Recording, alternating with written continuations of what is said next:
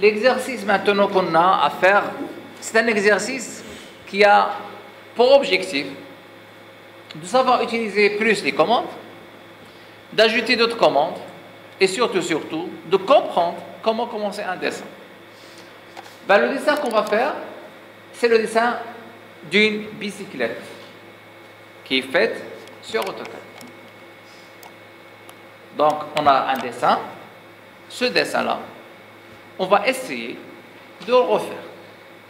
Donc, en voyant ce dessin-là, la première des choses qui va m'aider à réaliser le dessin, c'est le départ. Si on remarque très bien, il y a des cotations partout, ben le départ, ce sont les roues. Pourquoi les roues? Parce que j'ai donné une distance entre les centres des sacs qui constituent les roues.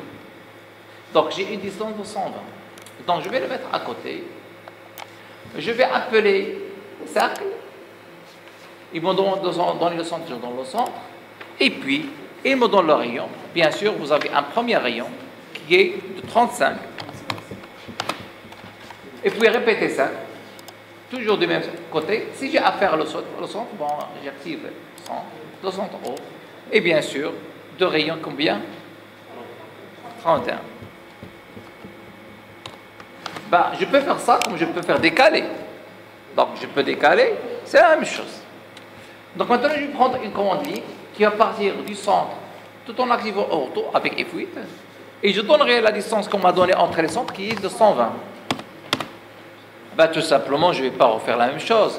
Je vais faire copier ce cercle-là de son centre et le mettre dans l'autre extrémité, bien sûr, afin, donc là, toujours pour l'accrochage, il faut faire attention que j'ai le paramétrage des éléments dont j'ai besoin, telle que l'extrémité. Et là, je vais le mettre dans mon extrémité et je valide. Donc, j'ai mes deux roues. Ben, ces deux éléments, on les a eus. Reste une chose. Regardez là. J'ai un trait qui va aller de son de cette roue-là jusqu'ici avec une distance de 70.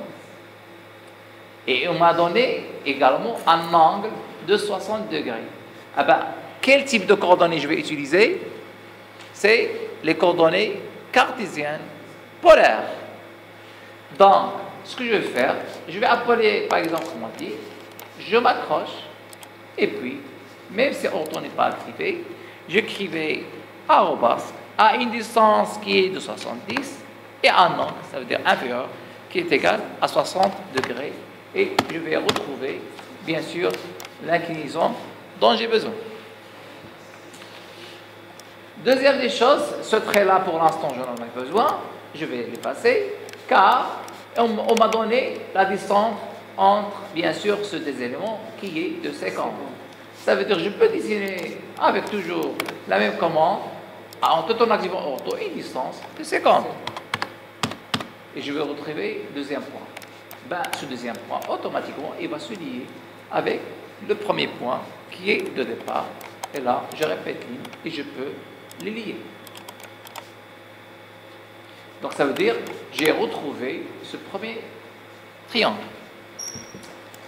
Ben, je vais continuer de la même manière. Ici, j'ai une distance de 57.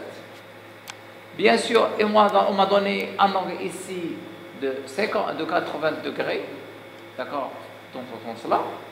Eh ben, je veux réaliser cette distance. Bien sûr, si je fais une projection afin de retrouver un angle droit, j'aurai combien? Afin d'avoir un angle droit, j'aurai 10. D'accord? De 80, je plus 1, c'est 10. Donc maintenant, j'ai à calculer cette distance. Donc j'ai plusieurs méthodes pour réaliser ça. Puisque j'ai réalisé le premier élément, j'ai ici 44. On m'a donné également ici 81 dans la distance et j'ai un angle de 44 degrés. Eh ben, et j'ai également un autre angle ici qui est de 50. Ça veut dire que je peux avoir l'autre angle qui est opposé tout en restant parallèle entre les deux éléments. Soit je le calcule, soit si je n'ai pas à le calculer, ben, la méthode est très simple.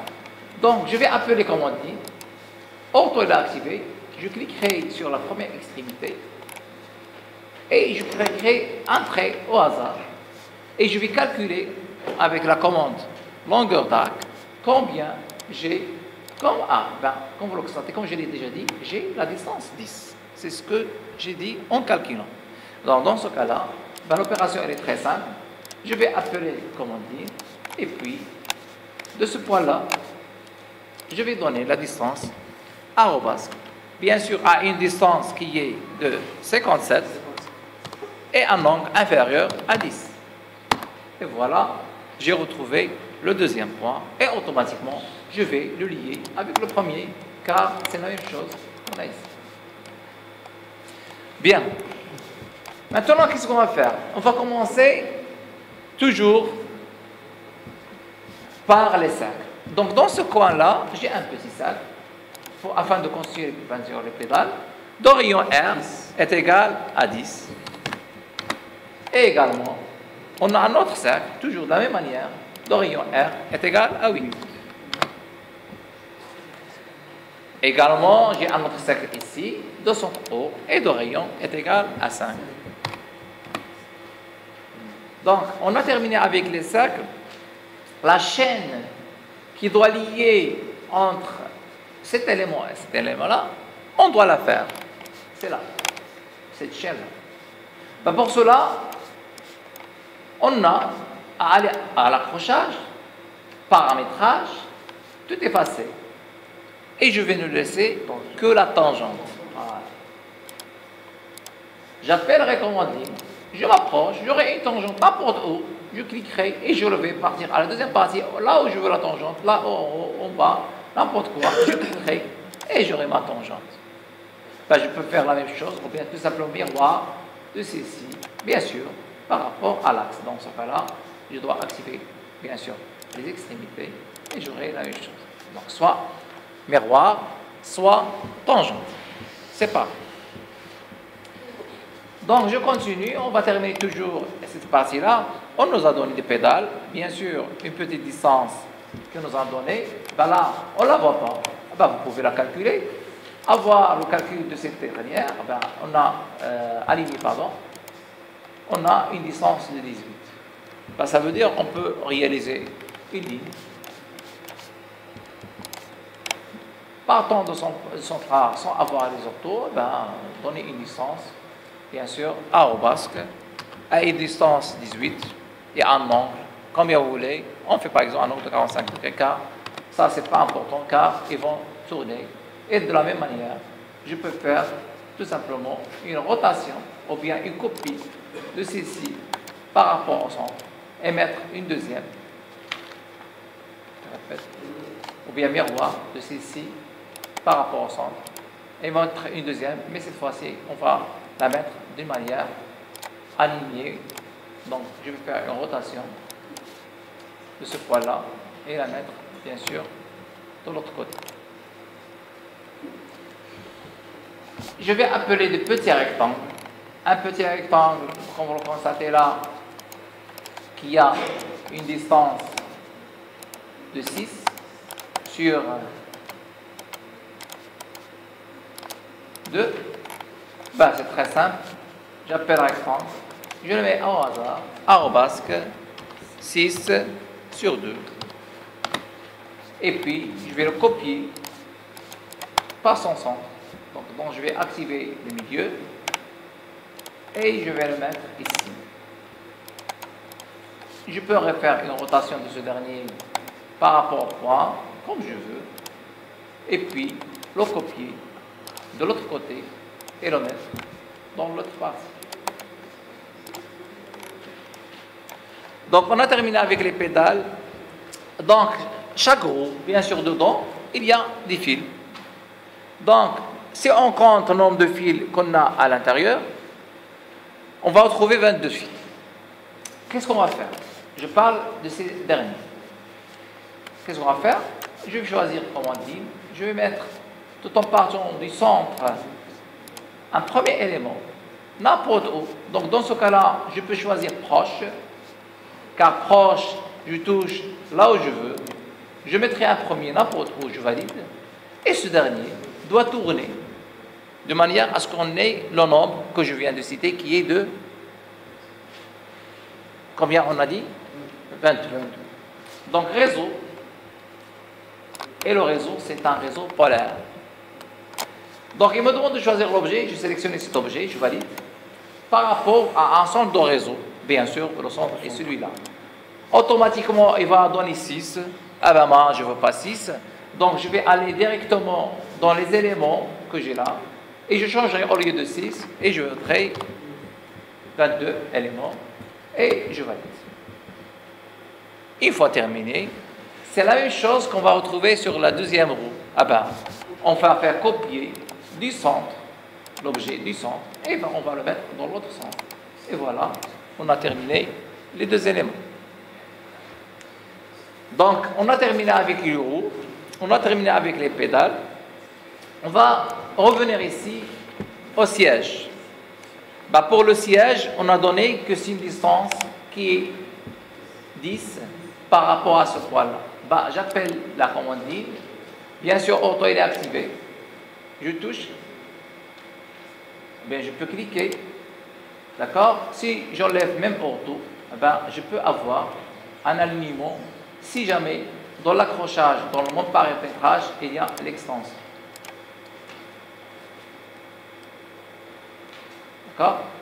C'est une méthode, ou bien une autre méthode.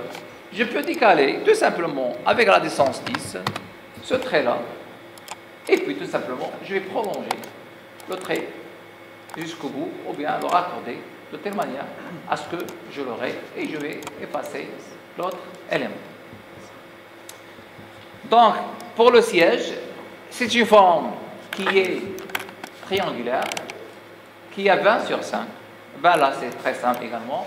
On peut avoir commande ligne avec commande ortho, et je donnerai 20, et puis entrée, je donnerai 5, entrée, et je ferme avec l'or, et je prendrai mon siège, je vais le copier, ou bien je vais le déplacer carrément de son centre, et je vais bien sûr enlever ortho et le mettre sur le siège. Donc le siège également est la terminée. Donc comme vous le constatez jusqu'à présent, on utilise plusieurs commandes à chaque moment afin, et c'est chose qu'on a vu, mais sur répétition afin de les adapter de manière correcte. Donc maintenant, une fois terminé, il y a une partie là qui représente un arc. Cet arc-là d'horizon R qui est égal à 154. Et c'est ce qu'on a donné. Il n'y a pas quelque chose de plus. Donc pour cela, on sait qu'un arc est dérive, bien sûr, d'un arc. Donc les arcs que j'ai ici, ils peuvent me servir, mais il y a d'autres plus simples. Donc je vais partir dans le barre de menu, dans le dessin. Je vais choisir arc. Et là, tout simplement, il y a beaucoup de arcs. Ben, des dessins centre-fin ne va pas me servir, également des dessins centre-angle, des parts centre-longueur également. Donc, ce qui va me servir le plus, c'est tout simplement des parts fin-rayon. Car j'ai un départ, une fin, et on m'a donné le rayon de 150. Donc, je cliquerai sur départ fin-rayon. Donc, mon départ, c'est ce point-là. Ma fin, c'est ce point-là. Ben, il va me demander le rayon. Ben, je vais écrire le rayon qui est de 154. Entrée, et là, j'ai retrouvé, bien sûr, mon arc. Ici, sur le guidon, le guidon, on nous a donné une distance qui est de 20, donc c'est la même chose, je peux décaler de 20, et puis dessiner avec command line un dessin, effacer celui-là, et même faire miroir de celui-là par rapport à cet axe. Et là, je le retrouverai. Donc, bien sûr, pour le visualiser un petit peu, on clique dessus en faisant passer en rotation par rapport au centre et on l'incline un petit peu afin de montrer le guidon quand c'est montré dans l'autre face. Ce guidon-là, bien sûr, une fois terminé, il faut une partie où je vais faire, bien sûr, ma sonnette. On m'a donné qu'il y a 15 comme distance. Je vais mettre une autre méthode. Si j'appelle commande ligne au hasard, je cliquerai sur un point. Je veux que ce point, tout d'abord, soit perpendiculaire à mon dessin. Je vais aller à l'accrochage et puis paramétrage et je vais activer perpendiculaire. J'enlèverai tous les autres éléments car ils précèdent. OK.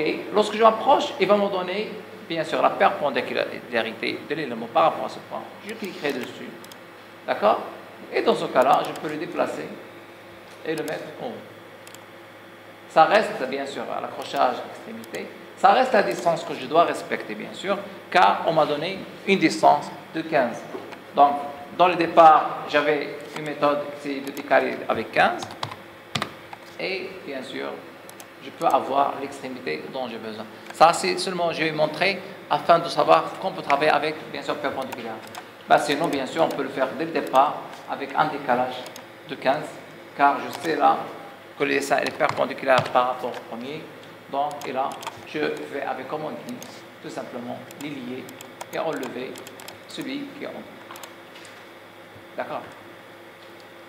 Une autre chose à comprendre, par exemple, si je veux que ce trait-là, même si je sais que ça c'est perpendiculaire, je veux que ce soit parallèle. Et je ne sais pas comment faire le parallélisme. J'appellerai, comme on dit, je m'accroche au premier point, avec bien sûr l'extrémité. Donc dans ce cas-là, il faut enlever proche, car effacer, je vais faire l'extrémité. Je m'accrocherai dans l'extrémité et je vais avoir le parallélisme. C'est la même chose. Avec l'accrochage, il y a parallèle. Je vais toucher à la ligne. Je reviendrai. Et là, ça donne le parallélisme. Et dans ce cas-là, il suffit de donner la distance qui est 15. Et c'est plus simple. D'accord? La sonnette qui est là, cette sonnette, on nous a donné que cette petite distance que j'ai là, c'est une distance de 6, de 2, et puis cette distance, elle est de 4, et elle est bien sûr au milieu. Donc j'ai bien sûr 2 et j'ai 4. D'accord?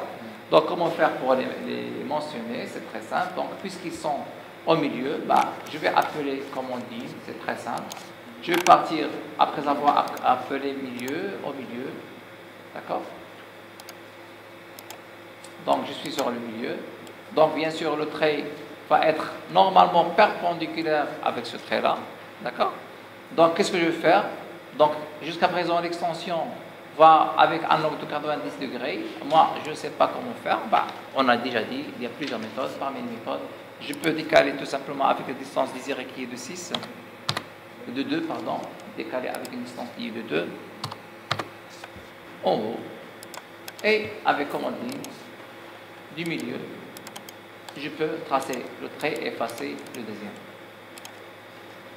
Je peux réaliser également l'autre partie de part et d'autre après avoir eu l'extrémité qui est parallèle. Je toucherai là, je reviendrai avec une distance qui est 2. Je mettrai le miroir de celle-ci par rapport à ce trait-là. Et le reste, tout simplement l'arc, je peux le faire même avec cercle de centre haut et de rayon, celui-là et là. Je vais ajuster jusqu'à cette ligne-là et cette ligne-là, tous les éléments qui sont là, et comme ça, j'aurai ma sonnette. Pour ce qui est phare, ou bien la lumière, la lumière, comme vous le constatez là, nous en donné qu'il s'agit d'un demi-cercle de diamètre D est égal à 11. Là, puisqu'on a donné le diamètre, je vais faire un cercle de centre haut, de diamètre, comme on a dit, qui est de 11. Je vais activer une deuxième chose dans le paramétrage. Je vais activer les quadrants. Quel est le rôle des quadrants? Il permet de montrer les extrémités d'un cercle, les 4 extrémités. Je cliquerai sur OK, j'appellerai le command line. Et là, je vais mettre les 2 premiers quadrants qui sont au milieu. Et là, tout simplement, je vais ajuster le reste. Et je déplacerai, comme on l'a déjà fait auparavant, celle-ci de son milieu. Et je vais la mettre ici. Donc, comme vous l'avez constaté, le dessin n'est pas difficile. Et il reste un petit élément ici, comme vous le constatez là, d'une distance de 8 sur 4. Mais la position, ce n'est pas indiqué. On peut le faire comme on veut. Donc, je vais appeler un rectangle qui mesure tout simplement 8 sur 4. Donc, je vais le prendre et le déplacer de ce coin-là. Je vais aller à mon dessin. Il faut le positionner n'importe où, mais ça ne doit pas rester ainsi. Donc, il faut connaître bien sûr l'angle. Donc, je vais cliquer sur le calcul angulaire. entre cette ligne-là et cette ligne-là, je vais trouver 30. Eh bien, dans ce cas-là, je vais faire rotation de cet élément par rapport à ce point-là, bien sûr, dans le sens négatif, qui est moins 30. Et là, ma bicyclette, elle est tout à fait achevée. Donc, il reste seulement de faire la cotation. Donc, c'est un exercice dans lequel on a appris beaucoup de choses. Parmi les choses dans l'accrochage, on a pu connaître comment travailler avec les quadrants, comment travailler avec la perpendiculaire et comment travailler avec le parallélisme. Également, on a vu comment faire pour faire l'extension une fois je veux prolonger le dessin. Et enfin, bien sûr, le dessin en entier, on a pu su comment faire pour réaliser les algues par un départ fin rayon. Si on a un départ et un fin, et on a le rayon, donc on peut le faire. Donc merci pour votre attention. Au prochain cours, Inch'Allah.